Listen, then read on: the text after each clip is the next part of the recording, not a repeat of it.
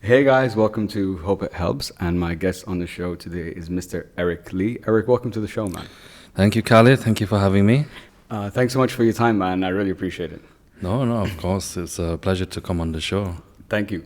So Eric, I didn't tell you this before we started because I wanted to let you know once we on the recording. Last week, obviously came to Ugly Noodles, and Yeah. that's where I saw you, behind the kitchen making Yeah. making the noodles.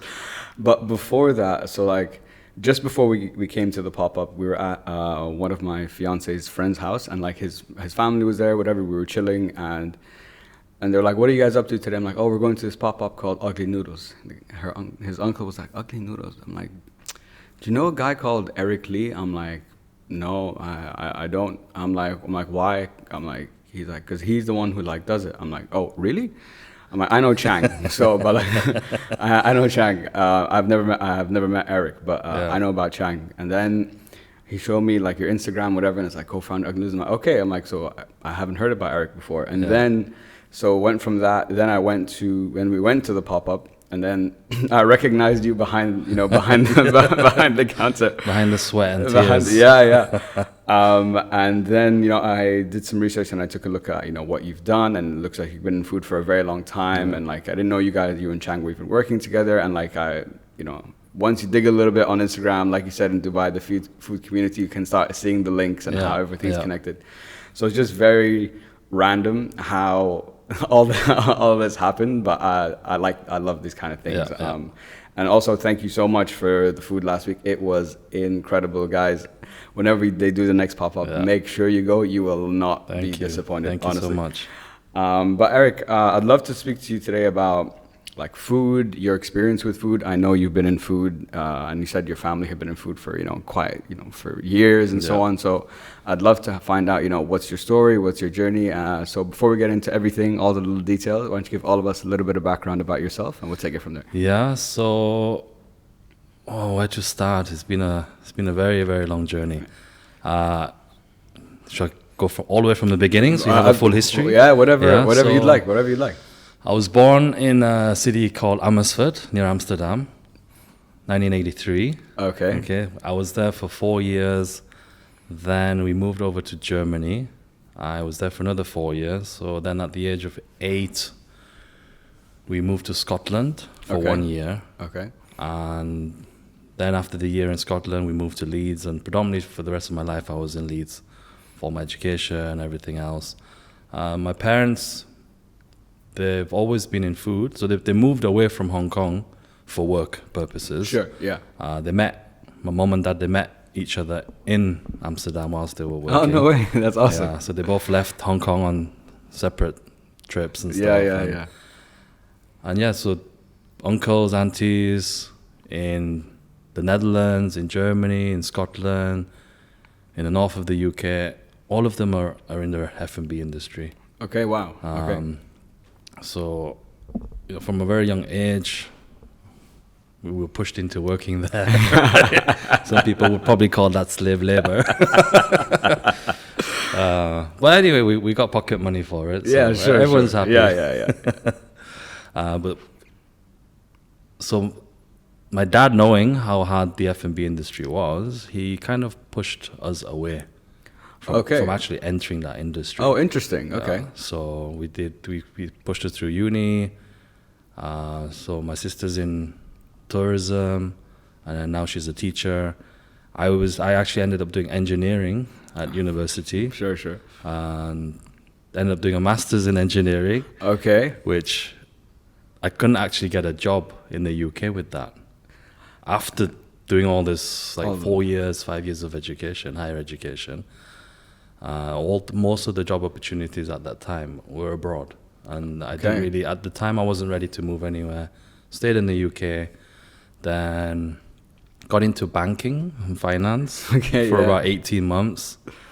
And yeah, that literally took the life out of me.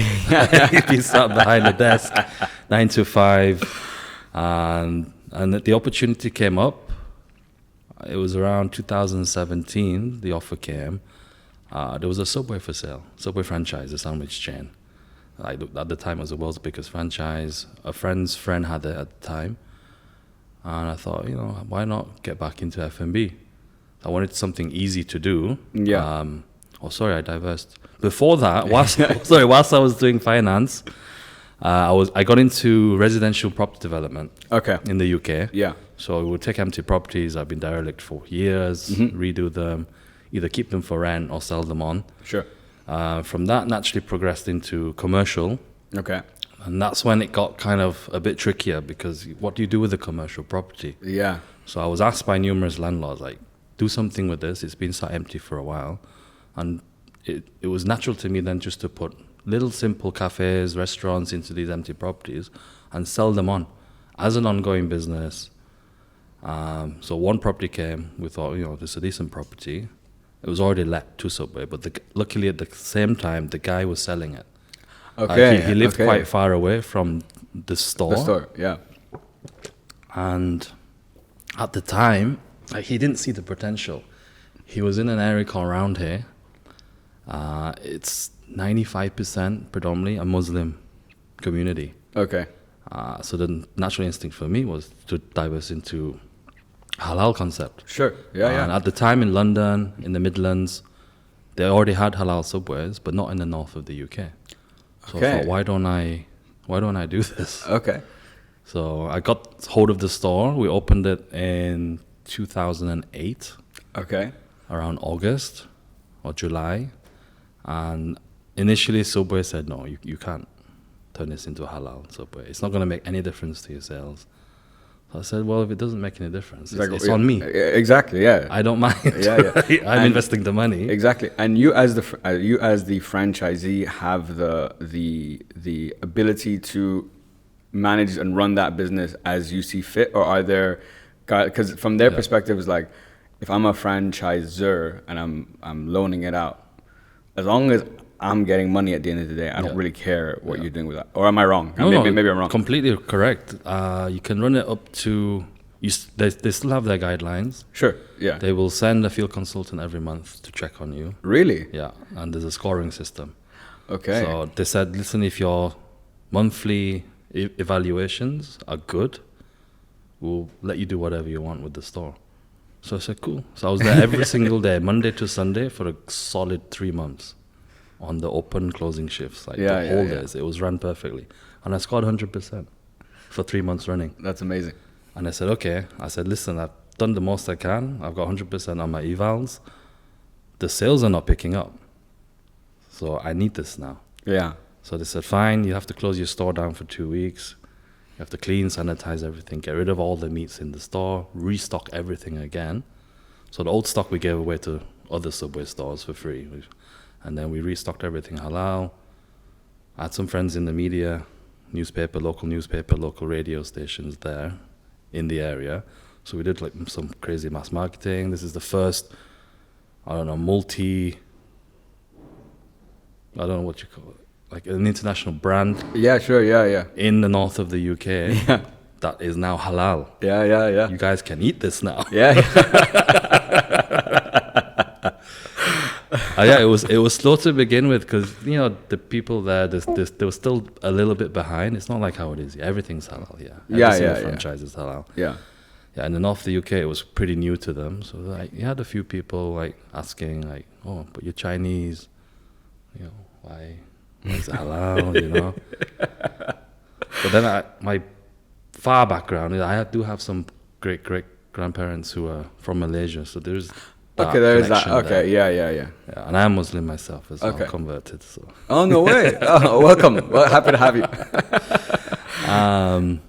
So it took a little bit of time to build up, and then eventually got the momentum going. Yeah. Started inviting key people to come and eat, and they would obviously tell other people. And the sales tripled in about a year. Wow, that's amazing. Yeah, and it just continued to grow and grow. And then after eventually it stabilized. At a very good sales. Yeah. And so do you still have that? Or this one I got rid of. Okay. Because there's also something written in the contract that you have to attend the quarterly meetings. and stuff like that. And there's so many promotions going on and off. If you're not there to control a lot of this, like you stand a chance that they can terminate after 3 strikes. Oh, really? Based on your Okay. evals, Okay. your monthly evals, yeah. Okay. I didn't want to risk that, and there was, at the time, it was peaked way before this Brexit thing happened, so I got rid of it just before. Okay, so yeah, so Very, very good time. so you got out on top, basically. Yeah. So I think when we first decided that we wanted to move to Dubai, I looked at offloading the high net worth stuff, which Sure. was at higher risk, Yeah. and then keep some of my own branded stuff still operating there. Okay, got you. So what made you decide to make the transition to now move to Dubai? Was there just you'd heard about opportunity, or did you have an idea that you thought could be good for this market? Yeah. So my wife's family's been in Dubai for now 35 years. Oh, okay, So, okay. Old school like us. Yeah. So my father-in-law's Pakistani. Okay. He's been in and out of Dubai for a long time. Different, many different trades. Yeah. And I've been visiting since 2011, back and forth, and I've Yeah, always yeah. seen that there was such a great opportunity here. Yeah. It's grown so much since then. Yeah. The amount of people that have opened, the competition, the quality of the food now is really up there. Yeah, it's pretty high. But for me, the main reason for moving was staffing. Staffing. Problem with finding good employees Oh, in really? the north of the UK. Okay. Like in London, they were a little better because Okay. they have this minimum standard of living wage, Yeah. which they impose. But in the north, it got to a point where major restaurant groups that were opening from the south to Leeds, they were paying their pot washers like 12, 14 pounds an hour, which was, my head chef wasn't even on that. Wow. Yeah. So how can you? At my own branded restaurants. 'Cause Yeah. We're not a big group. Yeah. So we thought, I can't sustain this.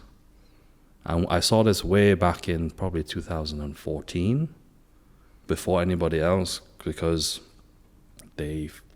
when I first started 2008, they had a postgraduate visa given to every single person who was a student in the UK, that they could remain in the UK for 2 years after studies. Yes. Yeah. They got rid of that.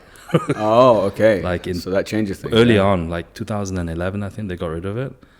And then we saw an influx of Polish, Eastern European workers. Yeah. Then they did whatever they did. They grew. Yeah. And then they disappeared. It's a vicious cycle. Then who do we have left, right? Yeah, so then exactly. we have some Italians who are coming in, some Spanish. Yeah. But they didn't have the same working mentality, from what I found anyway. Okay. Yeah. Right, they're not there to graft. Yeah. Whereas the Indians, the Pakistanis that we had employed before, they were superb. Yeah. Similar to here. Yeah. And we thought, like, to expand, it's not possible. I don't have a huge family network who I can rely on Yeah. to oversee the operations. It was literally myself. And my sister would help out. And I didn't want to drag my parents back in because they're semi-retired. Yeah. So yeah, it was mainly because of that. Okay. And this is why Dubai was so attractive. I can bring any person I want Yeah. from anywhere in the world. I can get a visa for them. Yeah, that's true. Yeah. It is quite open from, Yeah. I guess, from that perspective. It's interesting that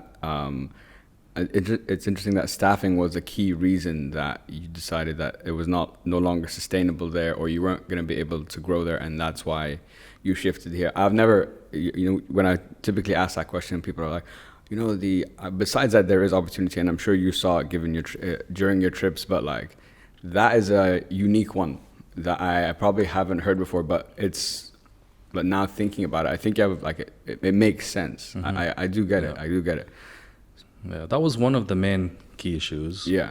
But what cemented it was basically when they announced Brexit. Yeah. Because you can foresee in the next 2 years what's going to happen. The Exactly. prices of produce, which is what's happened now. Yeah. It's in chaos. Yeah. Absolute chaos now in the UK. Yeah. So you you make the decision, you move to Dubai. And so when you moved to Dubai, did you have a plan in mind about what you wanted to do here, or what was like you came here and then you're like, okay, I'm in Dubai now. Mm-hmm. Now what? Yeah. What was the next, like, the next steps, I guess? So step by step, I think my first initial plan was just to take a month off. Yeah. Fine, fair. Like, settle in. Yeah. Like, we're new to the country. We have an 11-month-old kid. Yeah. Okay, settle in, and then set up. Sure. So it would have been always an F&B. Like, That's it. there's nothing else really for me. But which avenue we would take was a different question. So firstly, I helped my wife set up first. She's an interior designer. She does manufacturing. Okay. Supplies of furniture from Europe. Turnkey everything. So I've used her for all my restaurants in the past. So it You works have, hand you in have it hand. in-house. It's fantastic. We get everything cheap. Or cheaper. She still has her margins. Yes, sure. So I actually worked with my wife for the first, I would say, 10 months. And then we renovated a couple of properties in the Greens where we live, and started meeting a lot of contractors, a lot of hotel owners, interior designers, to start off with supply with them first. Yeah. So that got up and running, and then eventually it was my turn. Yeah. So came 2020 in January. Oh wow! Right before we started to look at properties around JLT. Found a few that we liked, put offers in, and then February 2020 came, and then this one property that we really liked. Was an Italian guy. We put an offer in. He said no. We put another offer in, which was a lot higher, and he disappeared. Because Italy was where it first started. So we thought, has he gone back to Italy? Oh yeah, that's what's true. happened to him? Until now, we don't know what's happened to him. You've never heard from him since? Oh wow. Okay. I still don't know if that property's empty or not. Yeah. I haven't been back to check. So yeah, it was the middle of COVID, slap bang in the middle when I was planning to start, and then everything just stopped. Yeah. As for everybody else, right? So I was like, what do we do now? So I took a step back, relaxed for the 2 weeks during the lockdowns, started cooking a lot. Like all the recipes that I had, started developing everything. And then Chang actually saw one of the items that I cooked and wanted some. So I gave him it. Tried it. He said it was, wow, it's really, really good. And then he said, actually, I have a friend who has a restaurant. Not very strong on delivery, so his sales were affected during the lockdowns. Yeah. He has a huge kitchen space. I think you guys should meet.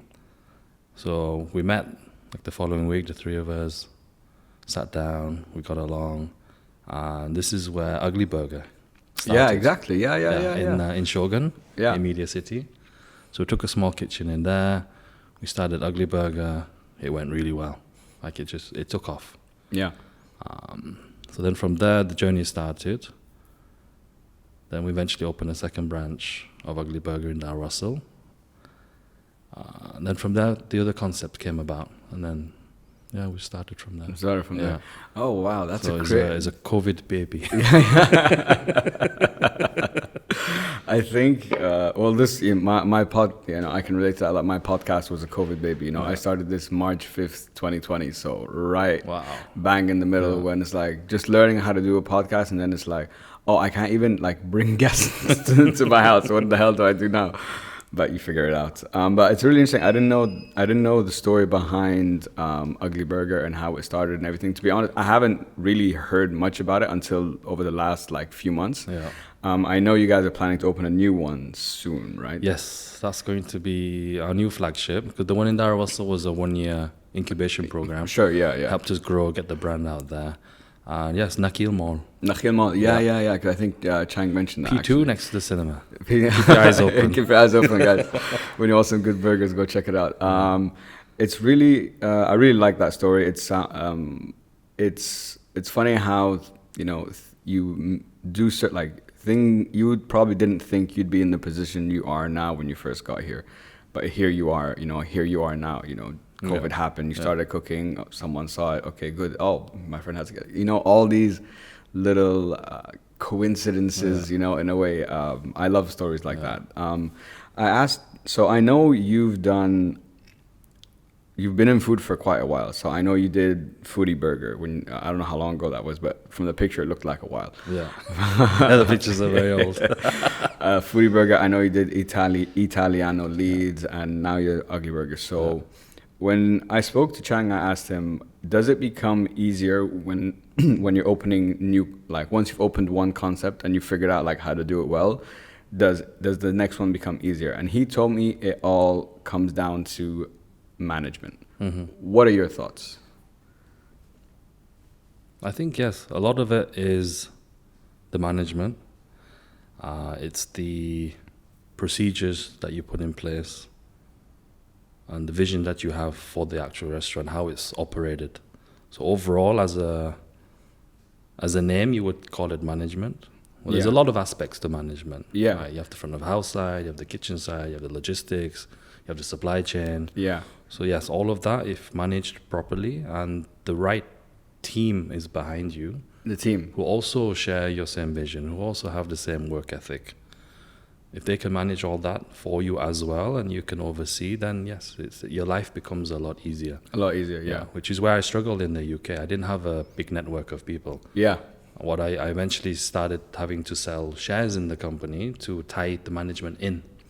Okay. So they are now looking after it. It's their little percentage of a baby. Yeah. If they don't take care of it, they lose it. They lose it, yeah.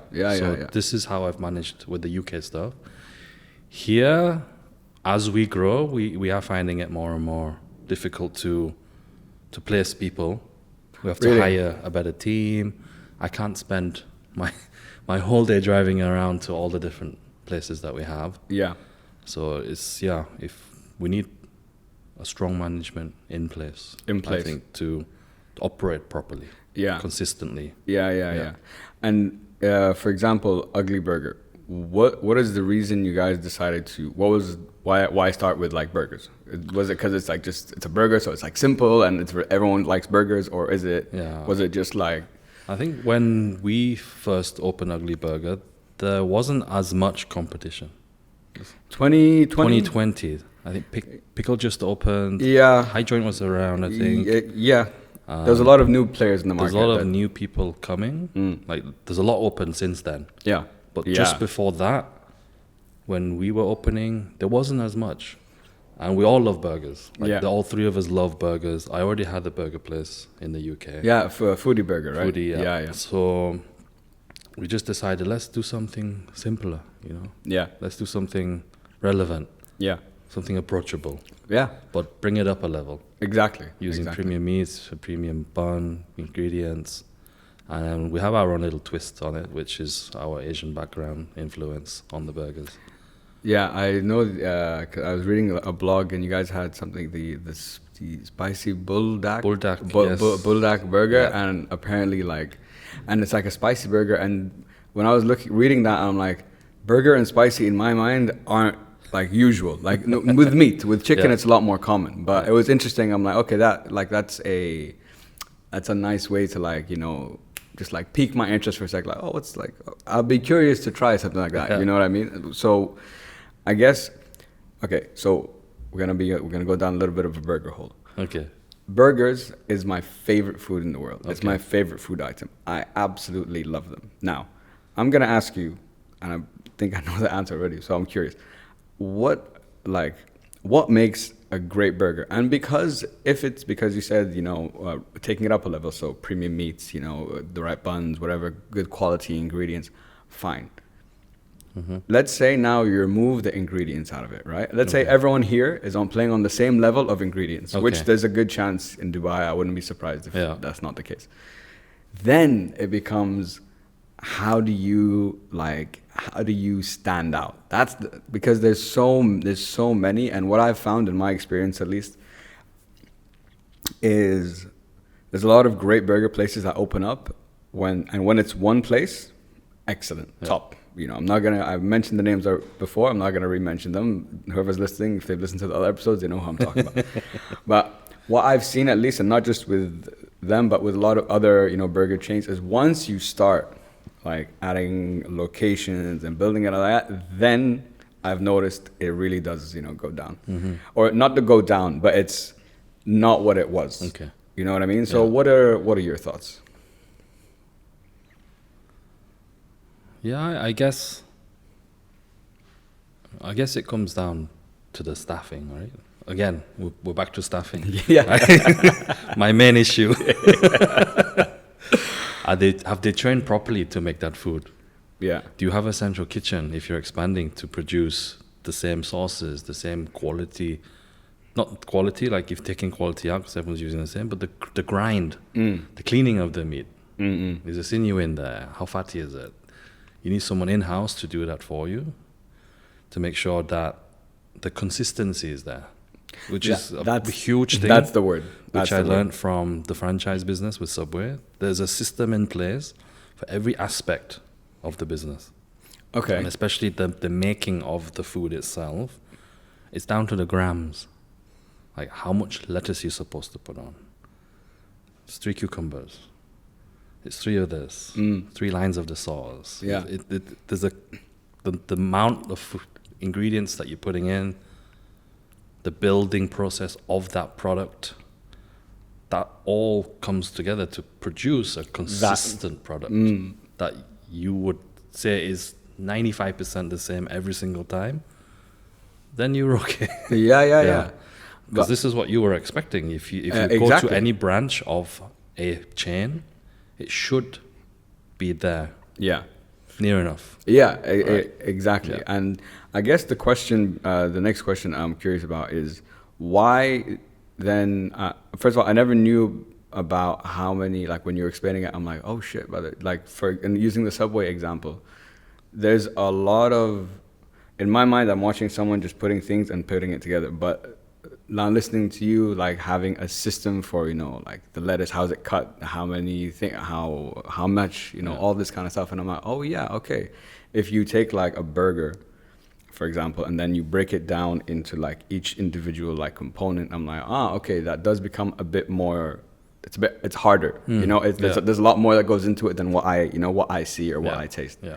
But all of those things are what equal to the taste that I like, or that has brought me to you, and that keeps me, coming back. Yeah. Okay, so that's very interesting. Yeah. I've never thought of it that way. So, if you need all those things to be consistent, why is it not uncommon for, once it does expand, and you already had all those systems in place for the first place, and let's say you put everything into the second, but it doesn't do it. Does it come back to, it doesn't like translate? Does it still come back to staffing again, or is there more to it? That's what I'm trying to figure out. Okay, so I would say some of it is the staffing. Okay. No matter how hard you try, anywhere in the world, you tell someone to do something, it sometimes deviates. Sure. Yeah. Like they will say, "Oh, actually, why am I doing it this way?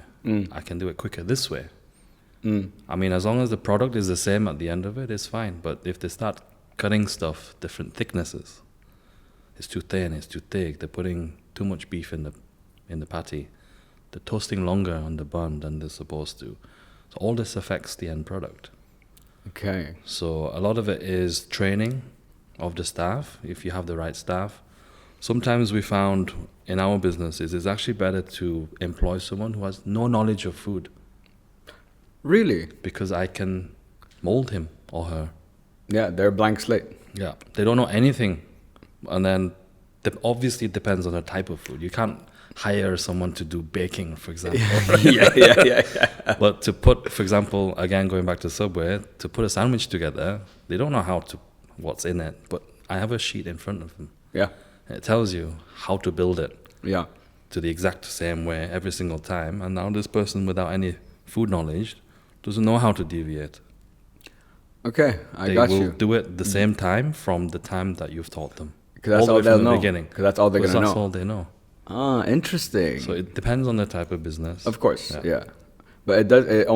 That's an interesting example because it seems counterintuitive to do that. Yeah. But I get where you're coming from. When it comes coming back to the ugly concept that the ugly brand, I guess, that you're building out right now. You had Ugly Burger, and now with like the pop up, there was Ugly Noodles. Yeah. Why ugly? The name Ugly? Yeah. It was actually the first burger we ever made in Shogun. We didn't have any of the cooking equipment. Okay. So we were using the Korean pans Yeah, to do yeah. all the cooking, and the first burger we ever made, which was actually very delicious. Chang sent a picture of that exact burger to his wife, who was in Korea at the time, and then her first words in Korean, she Yeah. said, "That's a really ugly burger." Like, and it kind of stuck with us. We thought, actually, this word "ugly," it's transferable. Yeah. We can use it for multiple brands, different concepts, Yeah. and yeah, it sticks with you. Yeah, it does. Yeah. And it's also so there's this famous chef. What's his name? The guy who owns Momofuku. Oh, Dave Chang. Dave Chang. Ugly Yeah. Delicious. There you go. Ugly Delicious. And when I saw like that name, I immediately thought of, because I watched that, I thought of him and that, you know, that food doesn't need to look pretty for it to be like absolutely delicious, which is true. Mm-hmm. Now I know there's obviously a time and place for everything. Yeah. You know, in certain settings, no, it has to be beautiful, because then I'm definitely not coming back, because I'm not gonna pay that if it's not, because the eyes eat first, and then like you eat your food. But going with the ugly concept idea, I think it's very relatable. It's more casual, you know. It's easier, you know. It's the branding is, I'm not taking this is good, might not look great, but like you will enjoy it, you know, that kind of thing. It fits the concept. Yeah, exactly. Like burgers are messy. Yeah. They're juicy. Yeah. You drip when you No, it definitely does fit the concept. But I was looking back, I looked at so the Ugly Burger, and I know you did Italiano, and I know you did Foodie Burger, and like you were the Subway franchisee. Now it seems, correct me if I'm wrong, it seems that your preference is more casual food. Yeah, for sure. You know what I mean? Yeah. Could you tell me a little bit? So we call that QSRs, quick service restaurants. Oh, okay. Where I feel it's the background which I grew up with. So even though my parents had Chinese restaurants, it was very casual. Yeah. It wasn't the fine dining style, sit down with proper cutlery and everything, silverware. It was very casual Chinese. We did all deliveries as well, so I understood the delivery game as well very strongly before I started. And then working with Subway, it was a lot easier to manage and a lot less wheels working at the same time. Sure, I Like could see with that. proper big restaurants, there's a lot of stuff, a lot of expensive ingredients. I really didn't want to go down that route. So for me, it was easier to implement systems, put those in place. Even the burger and the Italiano that I have in these, the systems are all in place. Set up similar to a franchise. Everything's labeled, you have pictures of everything. And it's a quick service restaurant. Yeah. It's very casual. It's easier to control, easier to hire as well for me. Sure, I guess you need less special, special Yeah. positions that you need to fill. Yeah. So I prefer those type of businesses. Yeah. But it doesn't mean I may not go into something higher. Yeah, and that's and that's what I was going to ask you. Yeah. Would you ever consider going into fine dining? And if you did, would it be? Have you always had like something in mind? Would it be Chinese, or would you go for a completely different cuisine? I think for now, I don't have a specific concept in mind. Sure. Yeah. The Ugly Noodles is going very well. It's fantastic. Yeah. It's So really, really good. we need to expand the menu on that till we have a complete menu of certain amount of starters, mains, desserts. Because right now we have just a few items. But each one has been refined. Exactly. Yeah. So we need to develop that. Eventually we may have a space with that. But I think you should. It's never going to be a refined experience. It's always going to be very urban, very street. Okay.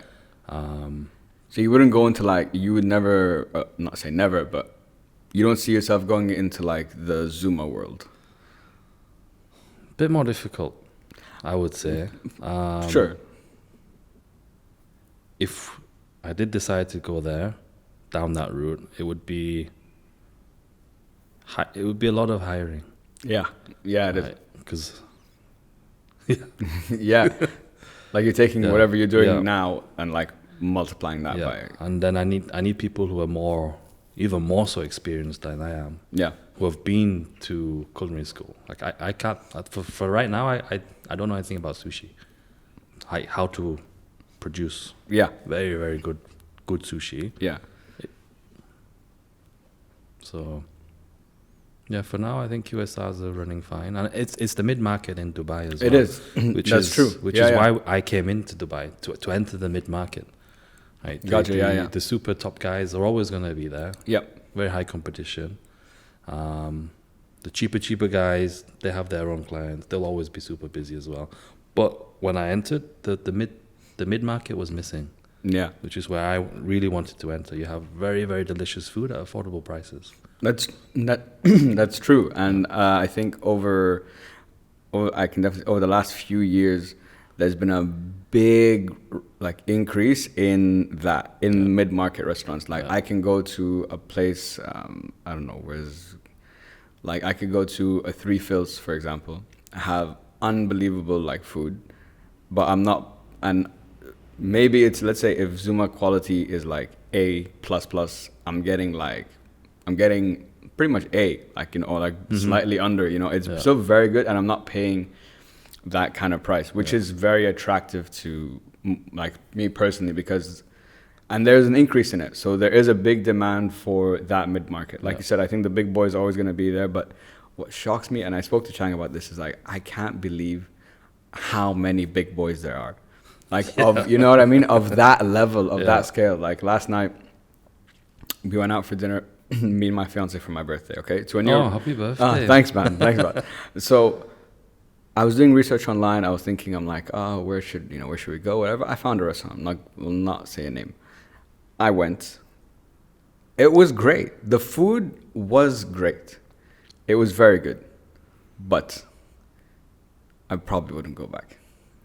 And I was thinking that last night. I'm like, why? Why wouldn't I come back here? I don't know what it is. I don't think it's not the decor. It's not that. The service was great. Everyone was very professional, very nice.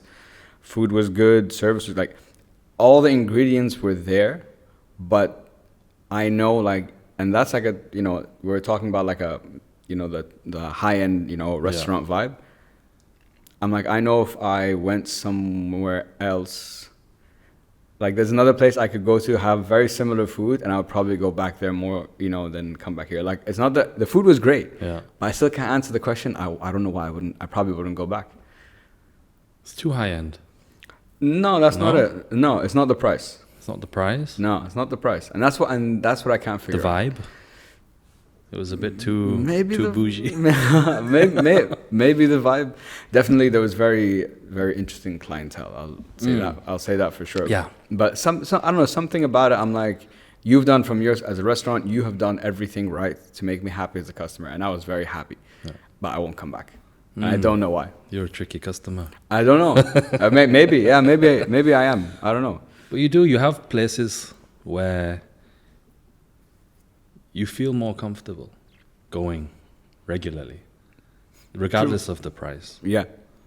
So yeah, it's same. Certain places where I've been, very good food, price was okay, but something just didn't fit. So you say, okay, I've been now. I don't need to go back. Thank you. Exactly. And I think that personally, that's how I mark like a good restaurant. Like yesterday was a good restaurant, but a great restaurant is, I'm like, I can't wait to come back here. Like I'm so excited to come back here.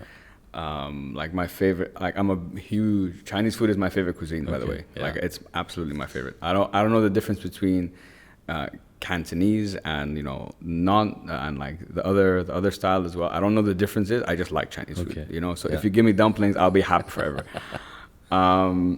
But coming on to, I guess, so using that example kind of like of yesterday, I guess the question is, whether you're in the mid-market, whether you're in the high end, I think you can have short-term success. Yeah. I think short-term success is very achievable, but it's about with so many non-stop players coming into the market, people have the financial resources to make these kind of concepts. Mm-hmm. I guess, how do you stay competitive? Is it you have to change your menu? Do you have to change how it looks? Do you have to, what are, I guess, in your experience, what have you seen, like, lessons you've learned on what you need to do to stay competitive? I guess there's different phases of like a business as well. Yeah. I guess the product has to be consistent all the time, because it takes very little for a customer to move away. True. Yeah, that's true. The first time they have something bad from you, they'll think twice about coming back. So making sure your product is the best that they can be every single time, as fresh as it can be, made the same way. That's one. So again, consistency. Building a relationship with the customer, which is what I did a lot back in the UK. I was physically working in most of my places. Exactly. People would come to see me. Yeah. And to have my food. Secondary. Yeah. Exactly. So you have that greeting, that warmth when you enter. Yeah. Where someone will say, let me go to this place. Like, I want to say hi to Eric. Yeah. Or I want to say hi to this person that they've met. Like, you could have a very good manager in place who greets people, gets to know the customers. And I've seen that in some places where one restaurant is super busy and next door is completely dead. Yeah. But then when you look into it and see why, it's the service you're getting, the welcome that you're getting. And then thirdly, product development, menu changes. You have to see what sells, what doesn't sell, get feedback from your customers. Every now and then have something new to entice new customers. But again, when you know that someone is new coming in, try to keep them. Talk to them, invite them. So I guess maybe that could be something. Yeah. Where the regular places where you go, they know you. Yeah. Maybe. Yeah. Or I think. Is the customer always right? The pause, I love it. I think everyone in F&B knows the answer to this word. Is the answer yes? But you have to say yes. You have to say yes. You have to say yes. No matter how ridiculous it is. Yeah, I mean, at the end of the day, they are still paying for your food. If there's any aspect of it they're not happy with, if there's something you can do about it, you can change just for that person. Or if it's something you feel, actually, yes, I could implement this change going forward entirely for that product. Maybe it's a better change. True. But if it's just one time, like don't knock yourself over, right? Don't lose any sleep over it. Yeah. Like, take it with a pinch of salt. It's preference at the end of the day for different customers. Some Of course. like it saltier, some don't. Yeah. Some like it sweeter, some don't. Yeah. For us in the QSR market, it's mass. Like 95% of the people like your food, you're okay. Yeah, you're safe. Yeah. If you get complaints every fourth customer out of 10, then something's not good. Yeah, exactly. Yeah. Okay. So that's interesting. So I think a good point that you mentioned is, like, if it's just a one-off or it happens rarely, you're probably doing most things right. You might need to just slightly tweak. But if you're getting consistent, issues, then something probably needs to change. Yeah. So I wanted to ask you, so I know, you've done the concepts in the UK and now you're doing concepts in Dubai. So I'm curious, what is the difference, I guess, between the UK scene versus the Dubai scene? Like, are there different challenges there compared to here? I'm curious to hear how you, now that you've done both in a way and you've had some success, how do you reflect on the differences, I guess? I think the main thing from the initial setup is red tape. Okay. Getting approvals to open. It takes a lot longer here in Dubai. Oh, really? Yeah. Oh, okay. I can open a company in the UK, what you call LLC here, we call limited in the UK. Yeah. I can open limited company in 2 minutes online. And Really? I can start trading. That's it. Bank account, same day. Okay. Over here, like you need your company license, Yep. and so on and so on. It takes a lot longer. But the main difference, I mean,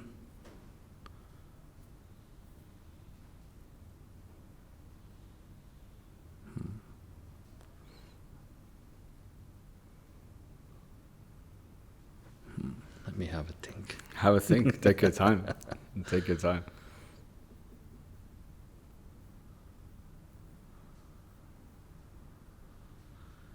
Yeah, I think overall it was easier to start something new in the UK, but also there's less competition in the north of the UK, where you were. Yeah. In London, there's a lot more going on there. Yeah. But where I was, there was a lot less competition, especially in the market which I entered, which was the halal market. The gourmet stuff there doesn't really exist. Okay. I was the first gourmet burger joint. I was the first gourmet. Oh, really? pizza joint Okay. For halal. Okay. First okay. Yeah. Chinese halal. Oh wow. Okay. Oh, Chinese halal. You really went. Okay. I really okay. went all the way. Okay. So yeah, competition here in Dubai is now like very high. Yeah. I would say in every concept type of food segment, there is now a lot of players, and more so I think since COVID, like post-COVID now, like a lot of big players now are opening their own brands, delivery-only brands, and multiples. Like, you take sushi. You go online, you search sushi. Right? I have like 100 options. 100 options, and they're probably half of them are coming out of cloud kitchens. Yeah, exactly. Yeah, that's true. So it's that type of competition that isn't there in the UK. It is over here. But if you have a good end product, the price point is good, you can still have some of it. You can still find success There's in it. still success available here. Yeah. But as Dubai develops, it'll get tougher. Yeah. Yeah, For sure. It would get a lot tougher. Yeah. I think during COVID, the ones who were not very strong on delivery, they closed. A lot of it was like cleaned out. It was like a cleaning process. Yeah. Exactly. It was the same in the UK. With Foodie, we were already very strong on deliveries.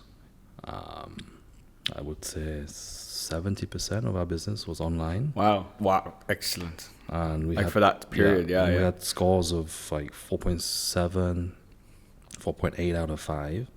So when COVID hit, and the first lockdowns in the UK was like a complete lockdown. Franchises in the UK never delivered food.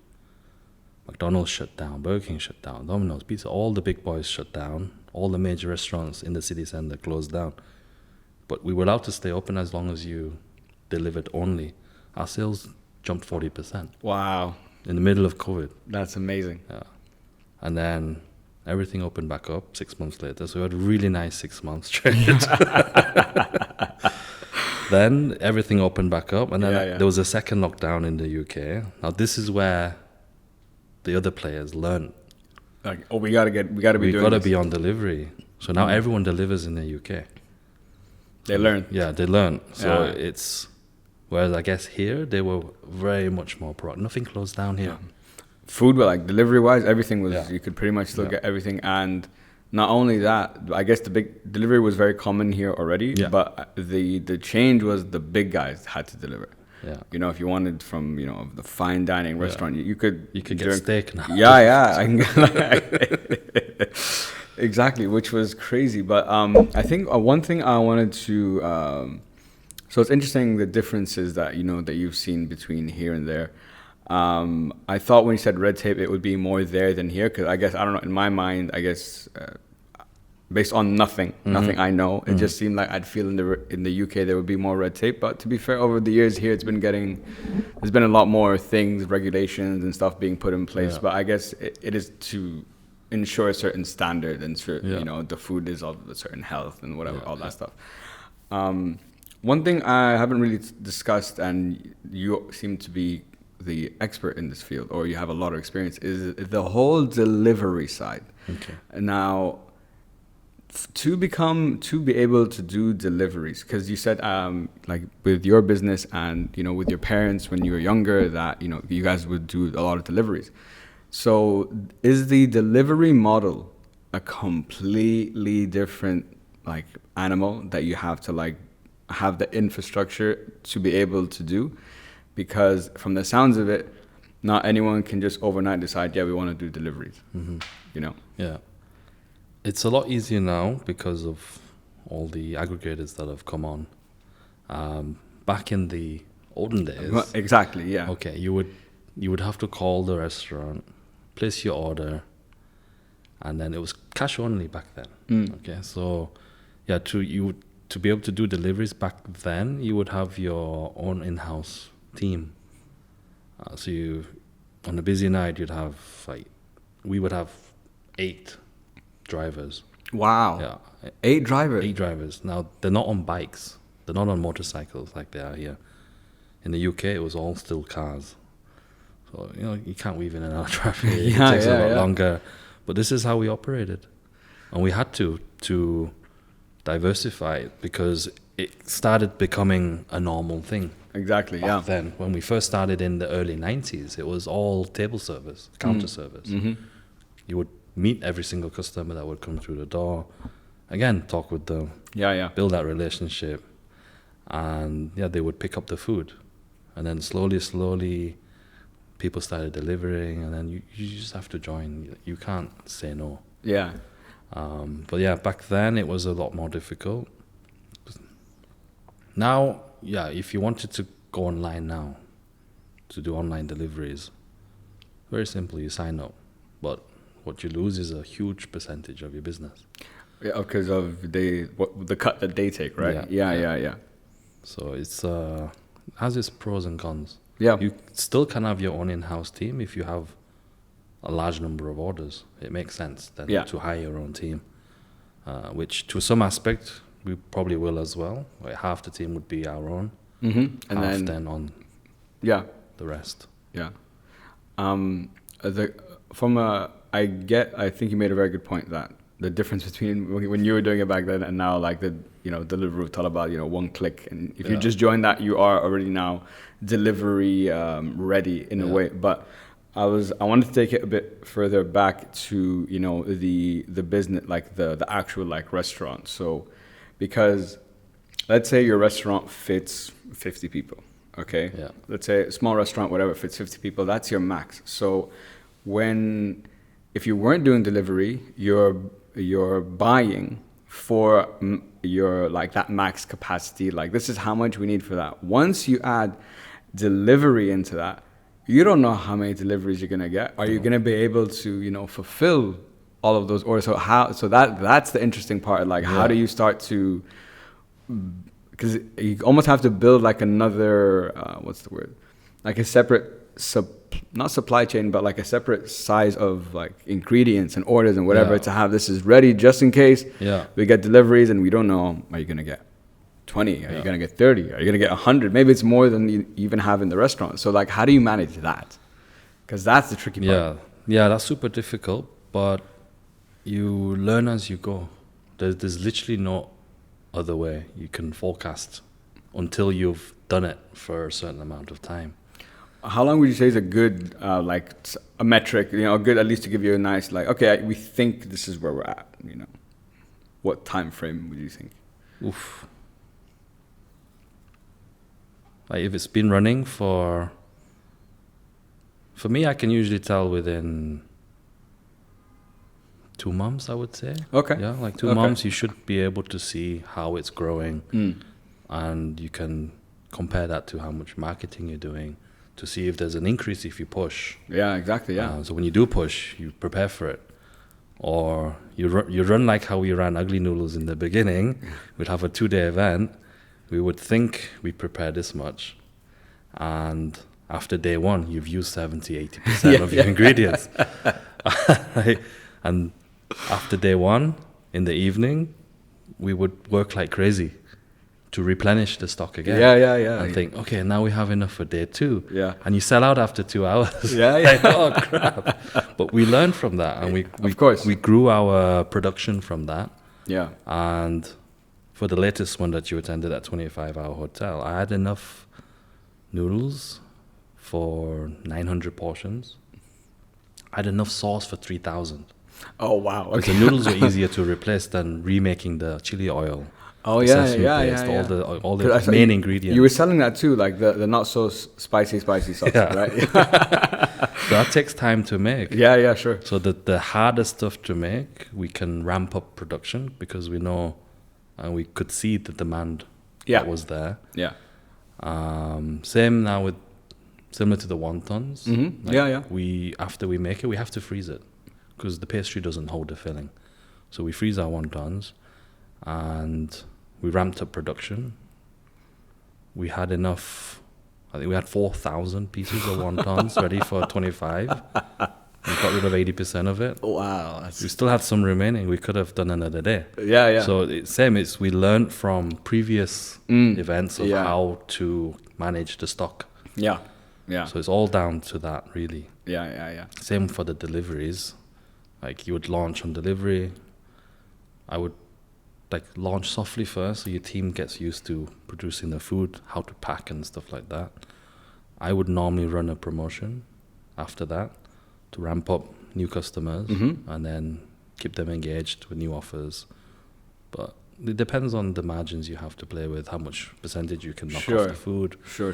But generally, as an example, say like for Italiano, that was 2017 or 18 I opened, I can't remember. 17, I think. I wasn't Anyway, there, but I you think were not 17. But yeah. So it was actually a crazy offer when we first opened. So we had a soft opening few days, and then on a Thursday and Friday. So we opened on Monday, Thursday, Friday. We gave flyers out 2 weeks before to all the offices around there. And buy a drink, free sandwich. I'll take that in a second. Yeah, the queue went round the block. Yeah. Like people thought we were selling tickets to a concert or something. Yeah. Right, and we 90% of those customers were new from the Monday. Like few people came on Monday, Tuesday, Wednesday, but they were saving themselves for Thursday, Friday. Yeah. And after that, we managed to retain like 40% of them. It's pretty good. From the 2-day promotion. And then I made sure we spoke to every single person that came in.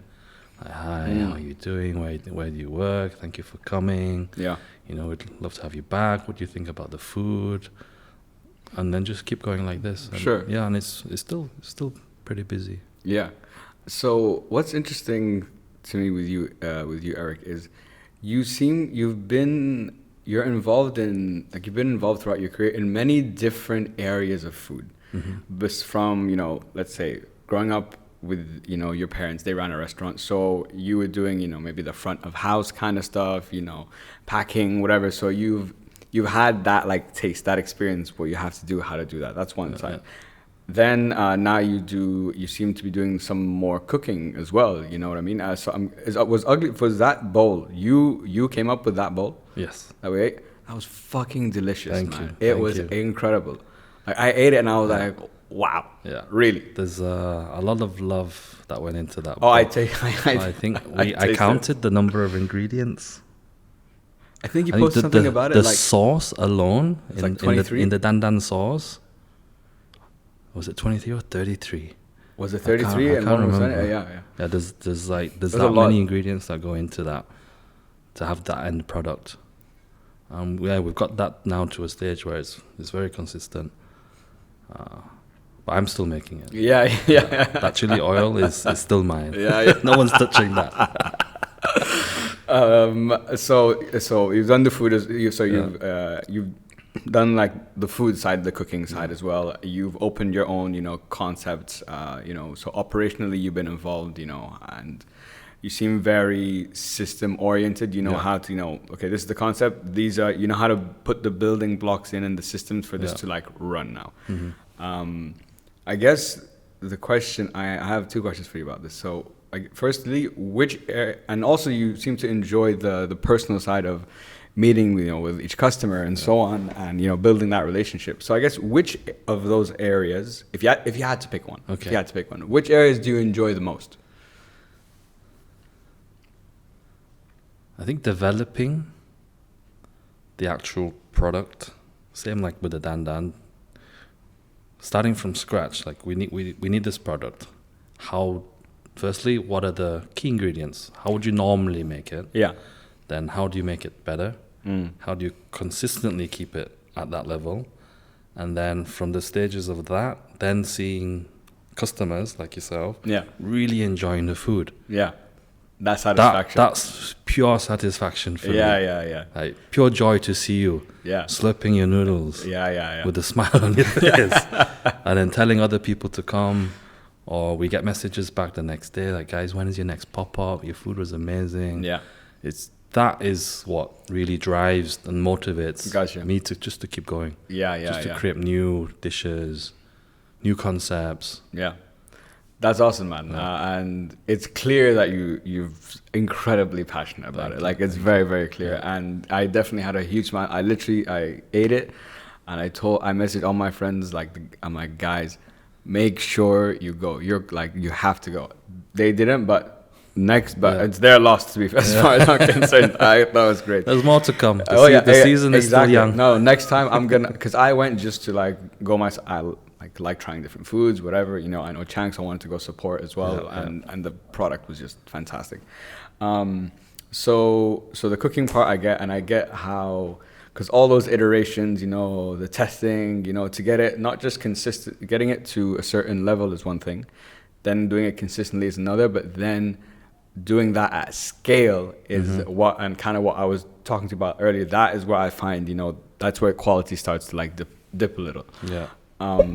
But you've been in food now for, quite a while. It seems like you've been in food your whole life. And it's funny that your dad was trying to push you guys away from it, from how challenging it is. So now that you've been in it for a while,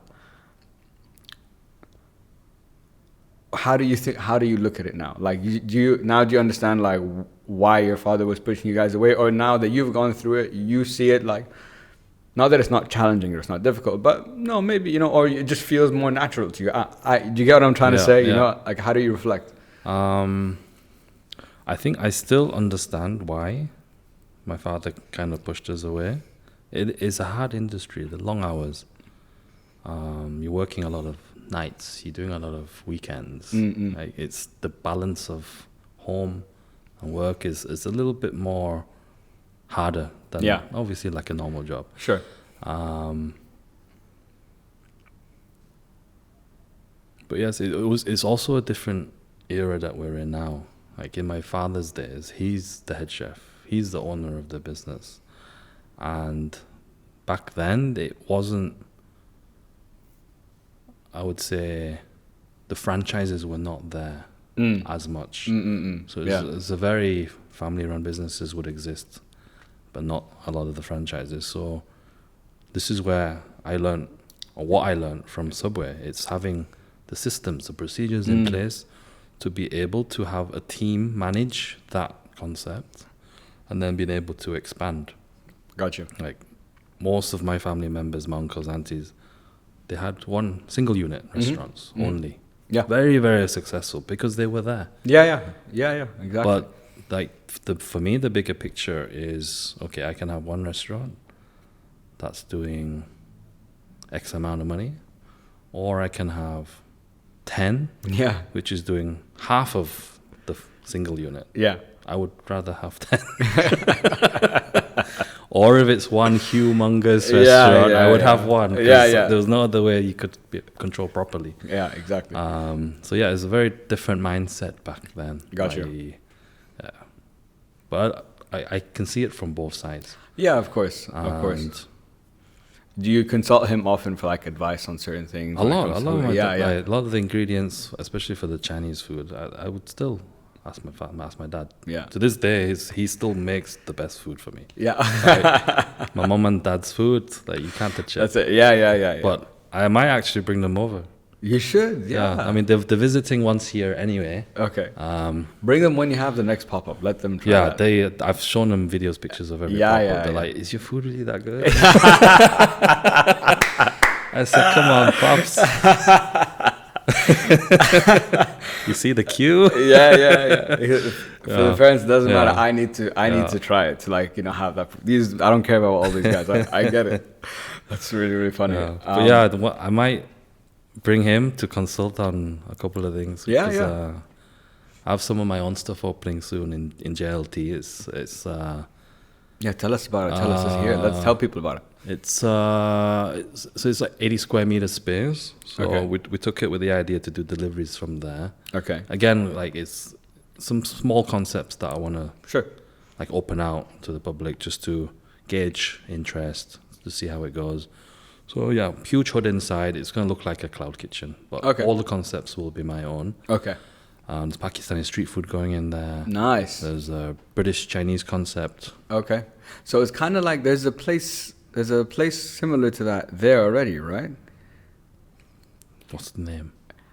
It's in JLT. It's in one. So it's kind of like what you're talking about. In one space, I could get like Chinese food here. I can get noodles right next to it, yeah, like so dumpling. it's, Is that kind of the idea? No. So okay. that's more of a food hall setting. Yeah, exactly. I know exactly which one you're yeah, talking yeah, about. exactly. Yeah.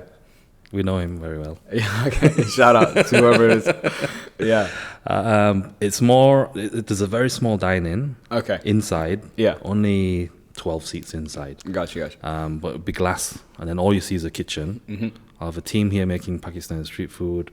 Other side producing different food. We're concentrating a little bit more on delivery from there. Okay. Because JLT's in the middle of everything. Yeah. We'll have the outside seating 6 months of the year. Sure. But yeah, there I just want to test Yeah. See what's some new stuff, some new concepts. Yeah. For sure. That's for not sure. been done yet in Dubai. Yeah. It's a good place to test from. Just grow it from there. Yeah, And yeah. because it's our own place, I can do whatever switch you want. things in and out as quickly as I want.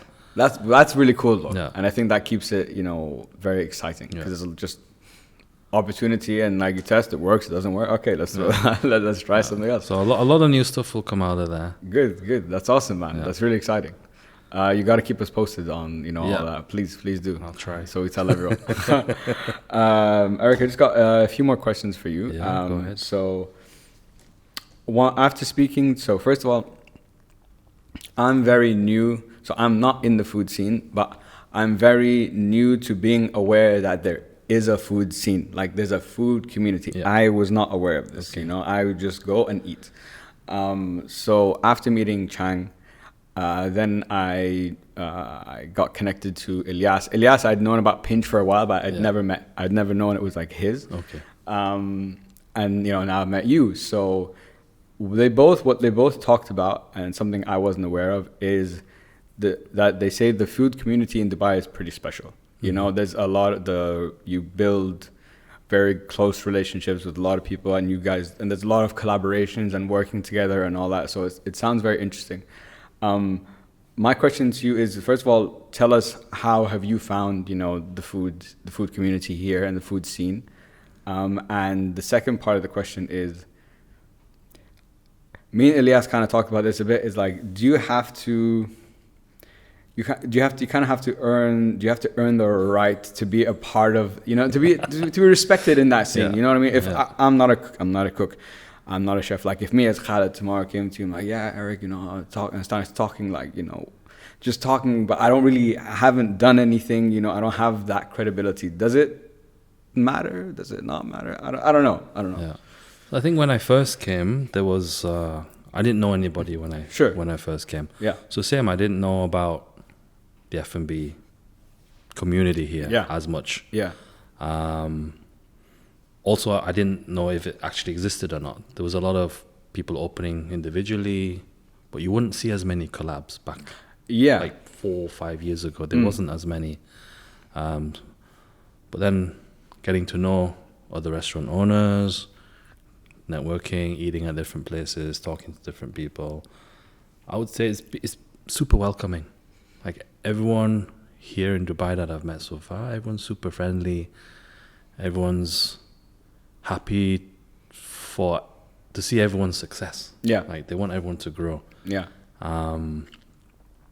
Oh yes, I think once about earning credibility, I'm not sure. I think you just get along with people. You're in the same industry. You have same issues.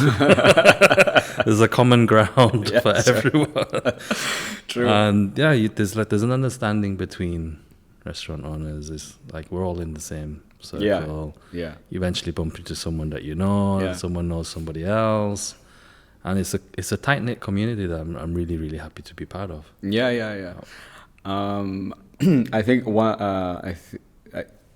Elias and Chang echo the same things that you've just talked about, and what you just said, that we're in the same industry, so we have the same problems. So like there's a you already start from like there's a lot of things you can bond over, like the supplier, this whatever. I can imagine those kind of conversations. But it's clear I'm not even in it, but it's clear to me that I've met a lot of amazing people in it, like yourself, like Chan, like Elias, and there's many more I want to speak to. I love food, so anytime I can speak to someone in the industry or in the community, I'm always like excited, because I genuinely find it so interesting.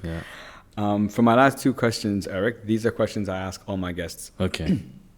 So looking back at your life, either personally or professionally, if I ask you the question, what are you most proud of, what would you say?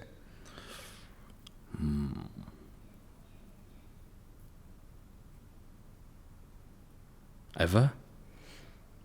When I ask you that question, what are you most proud of? What comes to mind?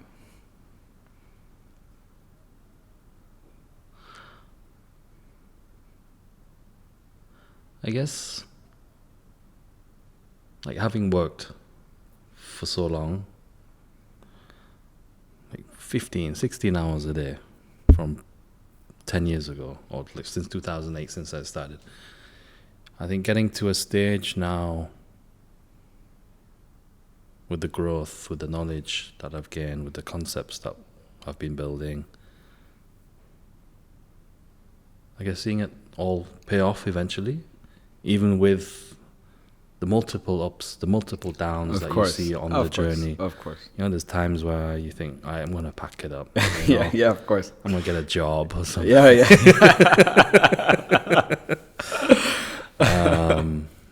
I guess getting to the stage where we are now, where the success is being recognized. Yeah. I think Dubai has given me a much bigger playing field to play on. Mm-hmm. I think I outgrew Leeds to a certain extent. It sounds like it. Yeah. It sounds like it. Like there was stuff there which was like you wouldn't be able to open because the understanding of that food isn't there. Whereas here it's like you want something, you do it properly, you work hard. I think you will achieve what you want to achieve. You just keep your head down, keep working. I think and it's a big move. Of course. Brand new country, not knowing anyone. Yeah. Obviously, it helped with that. My family members, like my wife's family were already here. Yeah. My brother-in-law lived here 5 years before we moved. So so you had someone to he helped a lot. He helped you settle in and whatever. Yeah. The initial teething stages wasn't there. So I think that's probably one of the proudest moments, I would say. Yeah. Having that growth, Yeah. I think I really love what you said. It's very nice to when you work for something for so long and for so many years, and you have successes. It's not that you don't, but there's a lot of downs. Like you said, there's times you're like, fuck it, I'm down. I'm done. But to see all that, finally pay off and like bearing fruit in the way that you want it to, where you are like right now in your life, is a very satisfying thing. Mm-hmm. It makes all that worth it, and all that knowledge and experience. Everything is for like now. All that was building for now to take off. Yeah. So that's really awesome, man. I respect that a lot. And for my last question, Eric, what is the message you'd like everyone to take home with them today? Oh. Wow. I guess stay happy. In whatever stage you are in your life, I think, the best thing is just to stay positive, stay happy, work hard. You know, if something doesn't go your way, it's not the end of the world. Come to Ugly Noodles. Eat plenty of noodles. I love that, man. I think, you know, everyone can relate to that, you know, to try to not let don't take everything too seriously, you know, in a way. Try to be positive, be happy, and, you know, hopefully with time, if you're consistent, the work will pay off.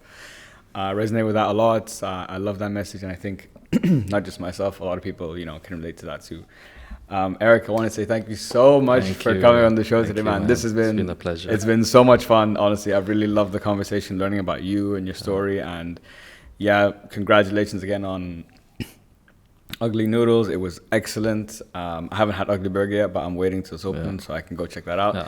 And people want to, you know, work with you, get in touch with you, what's the best way first, you know, to let us know? I think the only way in Dubai is Instagram. Instagram. That's how we got it. I've never used my account was opened in Dubai. Oh, my really? Instagram account, Actually, it came to a point where, okay, I have to use it now. So Instagram, just on your Instagram, or check out, you know, Ugly Noodles. Yeah, follow Ugly Noodles, Ugly Burger. Ugly Burger, yeah. You'll see the name tagged everywhere. So awesome.